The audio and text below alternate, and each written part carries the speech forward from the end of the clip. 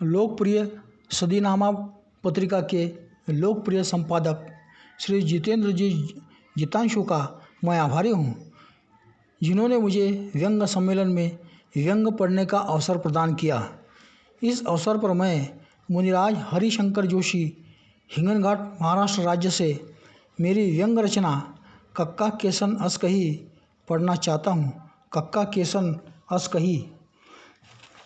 प्रवास में एक पुलिसमैन ने मुझे कक्का जी कहकर खिसकने के लिए कहा।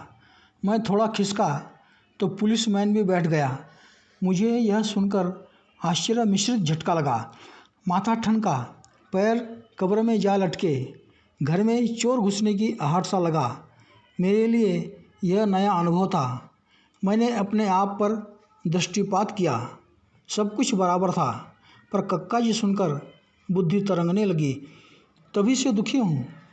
यह किस्सा घर में बताया तो पत्नी समझाने लगी, इसमें परेशानी की क्या बात है? आपको कक्का जी ही तो कहा है, बुरा भला तो नहीं कहा। कक्का जी कहकर आपका सम्मान ही किया है। अंग्रेजी में अंकल कहता तो इतराते, हिंदी में कक्का कहकर पुकारा तो कतराते हैं। आपकी बुद्धि पर तो कार्बन चढ़ गया है। बात का बतंगड़ बनाकर हमेशा उल्टी ही लेते हो। मैंने कहा, ऐसी बात नहीं है। पुलिसमैन इतनी सरलता से किसी को सम्मान नहीं देता। दाल में कुछ काला नज़र आता है। बुजुर्गों की बात याद आती है, वक्त पड़े बाका तो गधे को बोलो काका। कहीं उसका इशारा इस तरफ तो नहीं था? पत्नी ने फिर समझाया, आप तो कमाल करते हैं। पुलिसमैन भी आदमी होते हैं। मौसम की मेहरबानी से माथे के काले काले बालों के बीच झांकते हुए 4 सफ़ेद बालों को देखकर कक्का जी कह दिया होगा। भारत के प्रथम प्रधानमंत्री को भी लोग चाचा कहकर पुकारते हैं। फिल्मी उद्योग में उस सुपरहिट को ही काका कहकर पुकारा। मैंने दर्पण में झांका। सचमुच में निसर्ग ने 4 सफ़ेद बाल अर्पण कर दिए हैं। क्या 4 बाल सफ़ेद हो जाने से ही कोई काका कहलाने लायक हो जाता है? आजकल तो जवानी की दहलीज पर कदम रखते ही बाल सफ़ेद हो रहे हैं। मेरे 4 बाल सफ़ेद हो गए तो क्या हुआ?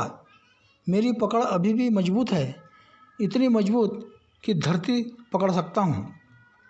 राष्ट्रपति पद के लिए उम्मीदवारी का नामांकन प्रपत्र भरकर खड़ा हो सकता हूँ।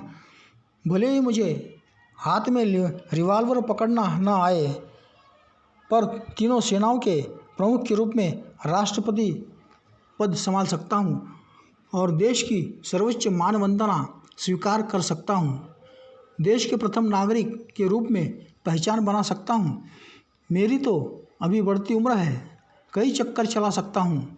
मैं काका हूँ तो देश की शोचनीय हालत बनाने वाले ढलती उम्र में सिर पर सफ़ेद बालों का गुच्छा लेकर सारे देश में भ्रमण करने वाले फिर कौन हैं? मैं वास्तव में दुखी हूँ।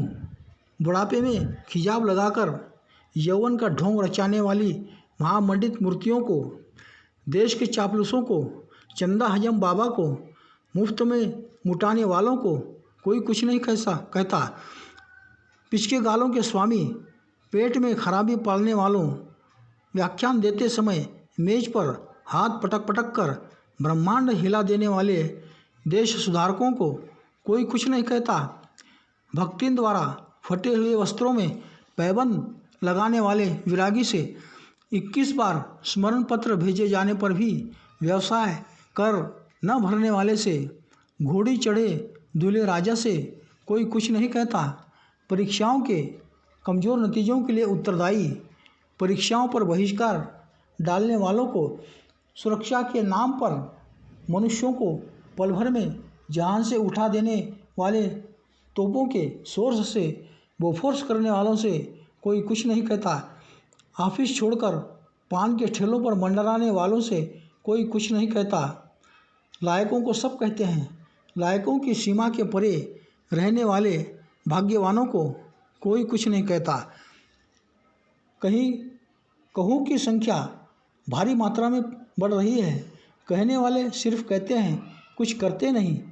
करने वाले करते हैं, कुछ कहते नहीं, यदि कहने वाले कुछ करने लग जाए तो बहुत कुछ सुधार हो जाए। धन्यवाद।